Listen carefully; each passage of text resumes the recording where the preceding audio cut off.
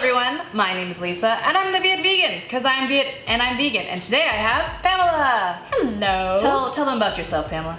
I am a vegan registered dietitian. I'm in private practice in Toronto in Kensington Market, and I have 4 beautiful kids who are vegan too.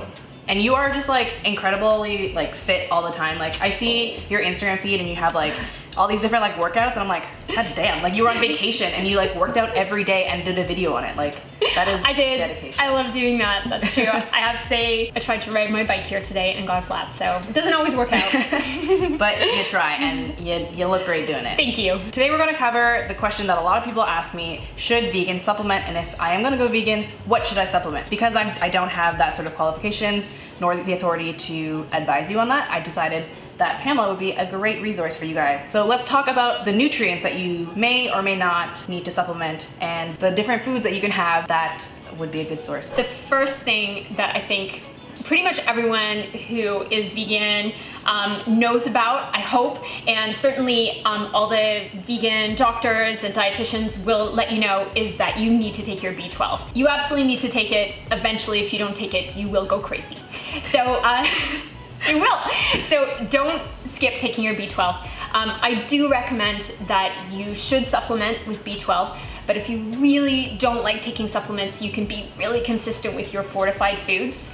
That would be nutritional yeast, plant-based milks, not the ones you make yourself, but the ones you buy from the store that are fortified with B12. If you do that consistently, you can get enough B12, but I really recommend actually taking a B12 supplement. Okay, and I know that there are 2 different kinds of B12. There's like that you take sublingually and orally. Which do you think is better? You know, people will say that the sublingual is best, and actually that is the one that I take, but in research, actually all of them work. So just get a B12, take it consistently, follow the instructions on the package because different manufacturers will use different doses. Just follow what the package says and you'll be fine. Just take whatever one you like consistently and you'll be good. I was actually B12 deficient even before I was vegetarian. Yes. So I remember I gave blood and they like called me and they're like, you have a lot of deficiencies, please come talk to me. And I was like, oh, okay. And this was like before I was even vegetarian. I was just a regular omnivore eater and I was like heavily B12 deficient. And I noticed that when I started taking it, I like was less tired, I was less foggy, and I was like, wow, this is great.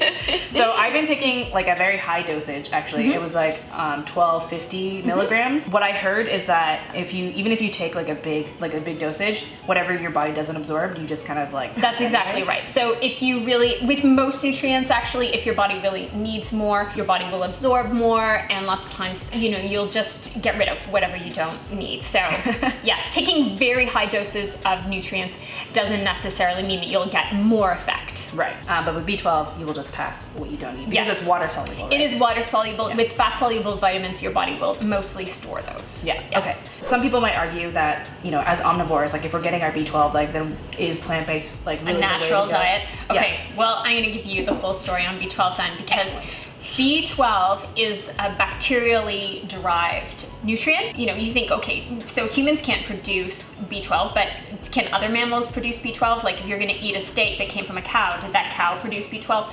That B12 came because the cow lives in its own poo and eats dirt and, you know, they don't triple wash their vegetables before they eat them. So then that bacteria accumulates in the tissue of the animal, and then when that animal unfortunately is killed and eaten, the person is able to absorb that B12 from the animal's tissue. That does not sound like a way I would like to get my B12. No, so we as humans probably used to get a lot of B12 just from being out in nature more, gardening, foraging, that kind of thing. But we tend to live in more sanitary environments now. We wash our hands. Washing your hands is a good idea. So take your B12 or eat fortified foods. Cool. So B12, make sure you take those supplements. Yes. Or drink lots of things or eat lots of nooch. Yeah. Actually eat lots of nooch anyway. Well, yeah, I mean, it's delicious. It's delicious, yeah. Right? Moving on to the next thing, vitamin D, yes. specifically D3. Yes, D3 is the more well-absorbed form of vitamin D. Unfortunately, if you're buying a plant-based milk, a fortified plant-based milk at the store, it will be fortified with D2.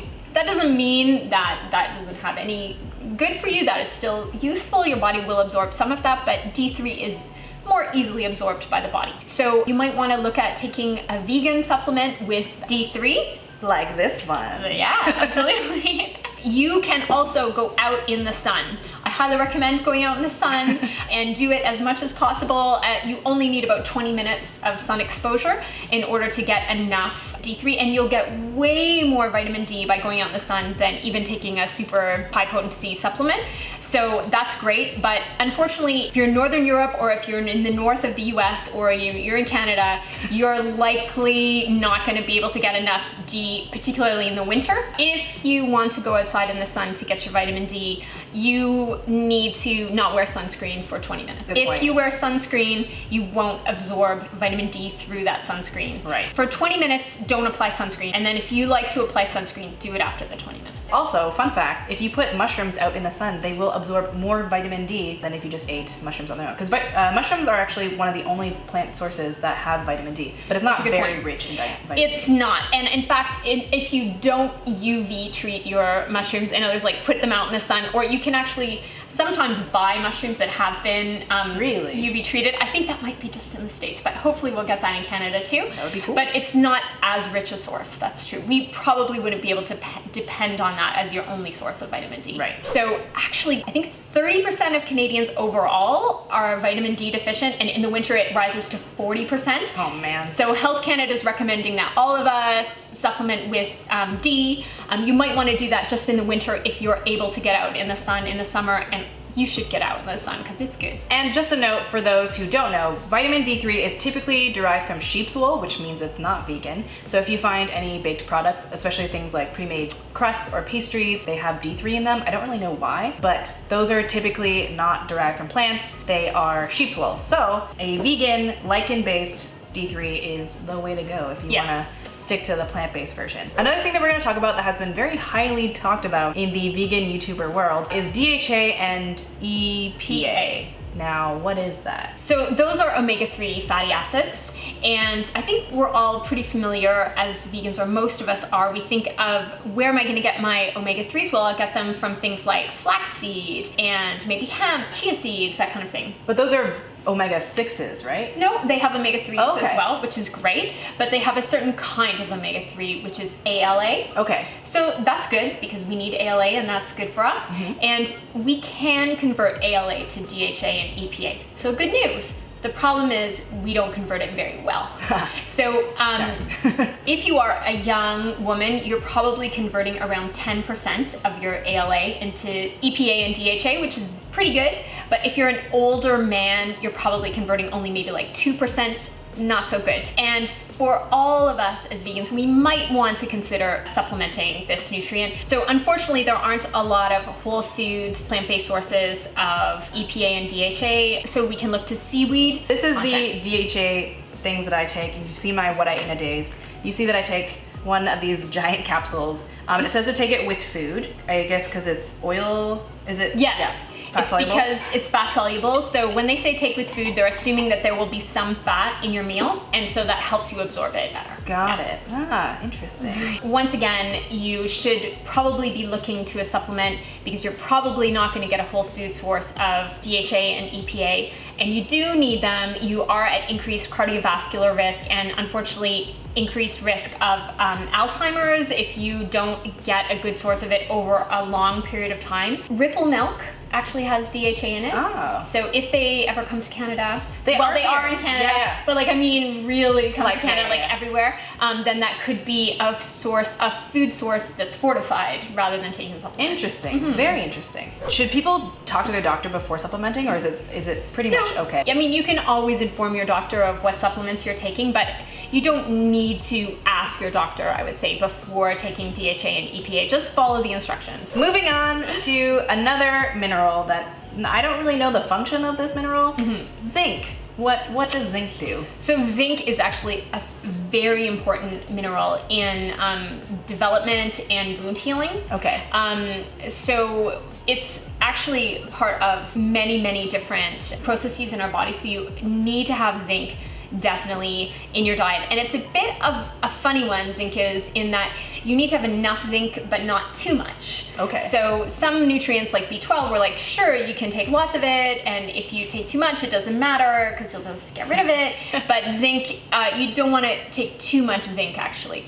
If you ever do take a zinc supplement, just follow the instructions that are on the package and don't like think, oh, 1 is good, 5 is better. That's not true. No, okay. So what are some sources of zinc? On a plant-based diet, one of the best sources of zinc is pumpkin seeds. Oh, okay. Yep, they're very rich in shelled or zinc. unshelled? I think it doesn't matter. Okay, cool. Yeah. Also, oatmeal. So you could make a nice oatmeal bowl in the morning, maybe do overnight steel cut oats, then put some pumpkin seeds on top. I do both of those things. Fantastic. Seeds generally are good. Some whole grains are good. Cranberries are an excellent source of zinc. Okay. Now moving on to iodine. Yes. Now, I don't really know what your body uses iodine for. So one of the most important things that iodine does, it helps us to prevent getting a goiter. So we don't really, and that's quite important because those are not attractive. Like I think this is like it's a big swollen gland in your neck. Oh gosh. You don't want that. No, thank you. So take your iodine, or you can just eat iodized salt every once in a while. So some people tend to not like to use just regular table salt. They want to just use Himalayan pink salt and sea salt, and that's great. But once in a while, maybe cook with or add some iodized salt to your food just to make sure you're getting enough. Because you don't want to develop a goiter. Also very important for anyone who is trying to get pregnant or who is pregnant. Unfortunately, your child can develop birth defects if you don't have enough iodine during pregnancy. So take your iodine. If you're taking a prenatal, it will have iodine in it. Just be really cautious of that. Does seaweed have iodine as well? Yes, Okay. it does. Yeah. Okay. Well, that's good to know. Seaweed is, as we learned, Seaweed is good. seaweed has all the things that we need, basically. Just kidding. Don't just eat seaweed. Don't just eat seaweed. All right, so that's iodine. Let's move on to calcium. Now, calcium is something that a lot of people are worried about when they go onto a vegan or vegetarian diet. They're like, oh my God, where am I getting my calcium if I don't drink my milk? That idea is closely tied to milk marketing or like dairy marketing. There are a number of foods that are fortified with calcium. Like, for example, if you buy any plant-based milk in Canada from the store, it will be fortified with calcium up to about the same level that dairy milk contains calcium. So, you know, from your almond milk, it's around 30% of your requirements in 1 cup. So if you drink a glass, that's around, you know, 1/3 of what you need for the day. And also tofu is a good source of calcium. Any leafy green, kale, collards, spinach, all of them, good sources of calcium. Now, are Asian greens, like Yes. I've heard that Asian greens are actually like really rich in calcium. I think that's true. Actually. Yeah, so yes. like eat your bok choy, your gailang, your Shanghai bok choy, like Eat all those things. yes, yu choy. It's all delicious. That's like a lot of things. It actually. is, yeah, and also weight-bearing exercise. So you can't just lie around all day and eat lots of tasty vegan food. Get up off the couch and go for a walk, because the other part of building strong bones is exercise. So stay fit, stay active, particularly weight-bearing exercise. So doing some weights in the gym or going for a walk, going for a run, those are things that help build strong bone. The average person, whether or not they're paying attention to what they eat, they don't really need to worry that much about calcium. I think that that's true as long as they're eating a varied, mostly whole food diet. Right. I think if they're eating a lot of processed convenience foods and are quite inactive, especially if they have a history of osteoporosis in their family, it's something that they may want to pay a little bit of extra attention to. Good to Yes. know. Moving on to the next nutrient, iron. Now, I was actually, I don't know if I was iron deficient, but it was like, it's closely tied with B12, right? Right. Because it's like both connected to your blood. Well, yes, absolutely. And they both cause anemia, but different kinds of anemia. Right. Yes. Yeah. For me, and the way that I take my iron is, you've seen it before in my What I Eat in a Day, is I basically take a thing of water, some vitamin C, so it's lime juice or lemon juice, with a tablespoon of blackstrap molasses.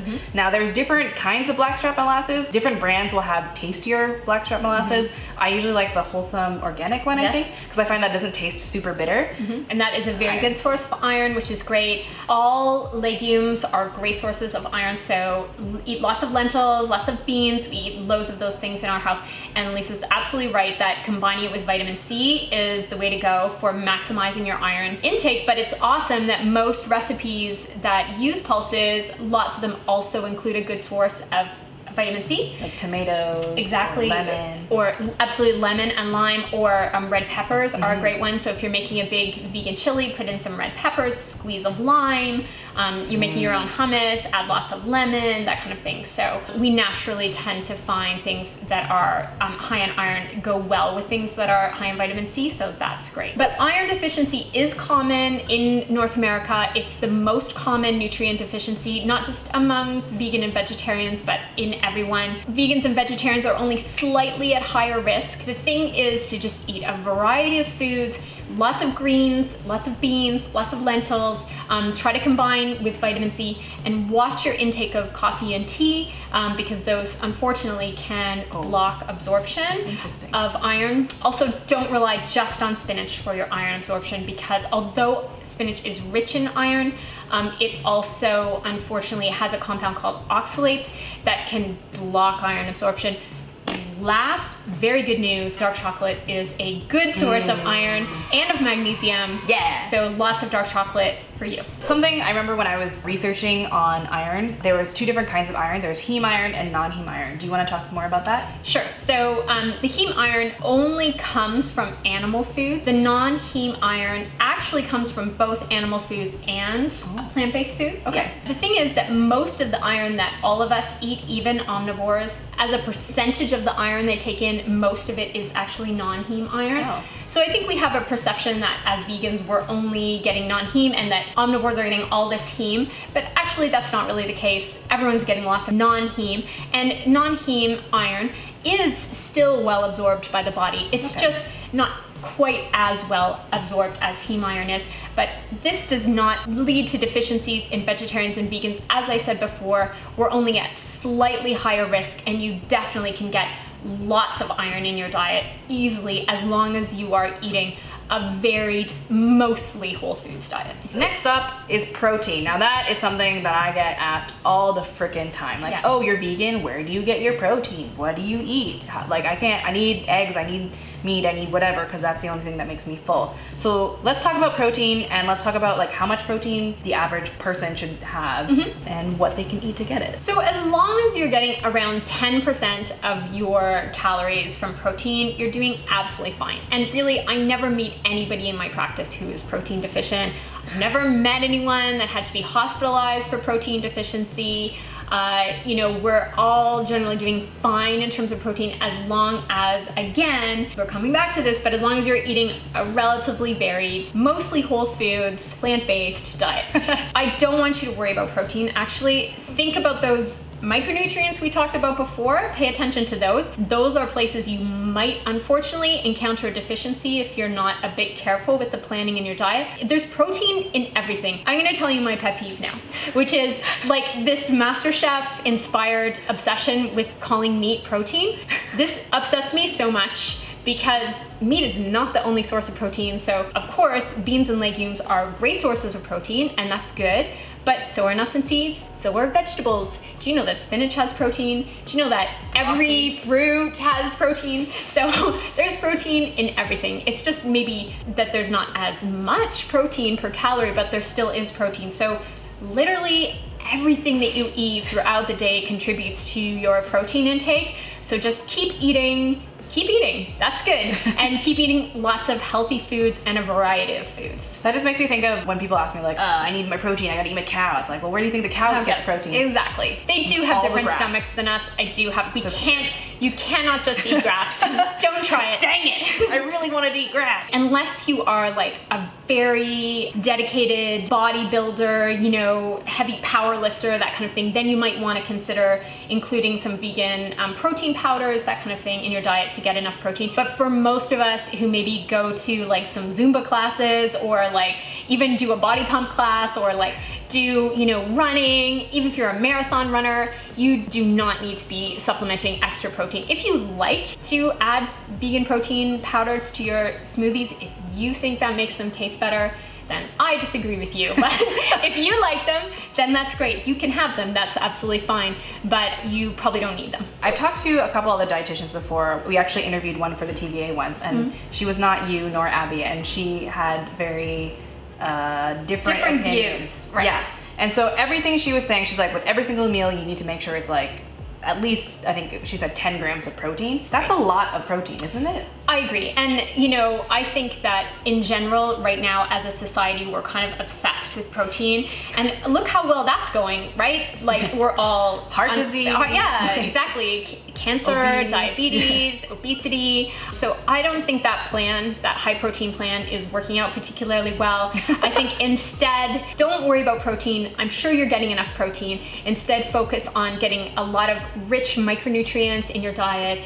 Eat lots of fruits and veggies, nuts, seeds, beans. Here's my challenge to you. Forget protein and instead think about fiber. Try and meet your fiber guidelines. I think it's 25 grams a day. Right, 25 grams a day, but I think what I was gonna say is I think it's only 5% of Canadians who actually meet their fiber guidelines on a regular basis. What does 25 grams of protein, or fiber look like? If you were to actually meet the guideline of eating between 5 to 10 servings of fruits and veg in a day, I think you would probably get your 25 grams just from that. Oh, okay. And then if you were to also like eat oatmeal or something, you'd probably be going over. I tend to exceed that because I love fiber-rich foods, and fiber is awesome in so many ways. Prevents disease and helps you feel full and helps you stay slim. And, you know, keeps things moving, which is good. That is pretty much all the nutrients that we wanted to cover. Get your B12, consider taking your D3 and your DHA, and eat lots of fiber. Just eat lots of fiber. If you remember one thing, remember that, and for sure your B12. Awesome. Well, thank you so much for coming. Where can people find you online if they want to talk to you more about, you know, dietetics and nutrition and all that kind of stuff? So visit my website at www.pamelafergusson.com. Visit me at Instagram on drpamela.rd. Awesome. I'll leave all the links down below if you guys can't remember all that. Definitely talk to Pam if you need any help with nutrition, because she's super nice, not judgmental at all, which I love, because I've met some dietitians that are like, you should be eating better. I'm like, no, we don't food shame. No, I love it. Awesome. If you guys have any questions, do you think you'll be able to answer some questions? Oh yeah, absolutely. Yeah, so leave your questions down below. You can email Pamela. I'll also leave her email down below for you if you don't feel comfortable leaving your questions in the comments. And if you like this kind of content and if you want to see more like this, please give this a like, comment down below, subscribe if you like, and we also have another video coming up, so stay tuned. Thank you guys so much for watching, and I hope you guys have a delicious day. Bye!